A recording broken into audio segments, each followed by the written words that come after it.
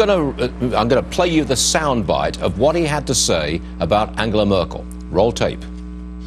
Angela Merkel, whom I admire tremendously. I mean, we underestimate that woman because all Americans know is, oh, she screwed up immigration. She has been the savior of Europe during an economic crisis. She is a moral leader, and she has led the resistance to Vladimir Putin's aggression and perfidy and generally insidious behavior. So I see her as a heroic moral figure. Savior of Europe, heroic moral figure. What says Nigel Farage? I'll tell you what I say. When the global crisis hit back in 2008, she was the senior political figure in Europe, and she took control, basically, of the entire situation. What that meant was that ever since that day, we're living in a German-dominated Europe. And just think about history. That was the very thing the European Union project was supposed to stop.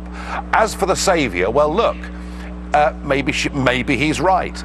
She did save Greece, and she saved Italy and Spain and the others because they're all still in the euro nearly 10 years on. But you know what? Real leadership would have been to recognise during that crisis that actually the Mediterranean countries were not suited ever to join the Eurozone, that it would only ever lead to mass unemployment and misery. And real leadership is to recognise when you've got something wrong rather than continuing to plough on with the same failing project. So I'm sorry, she may have been massively successful in Germany, winning election after election, and up until the immigration event, she was held in very high esteem. But frankly, if you were to use her name right now in a coffee bar in the Mediterranean, they would probably spit on the floor. Ooh, okay.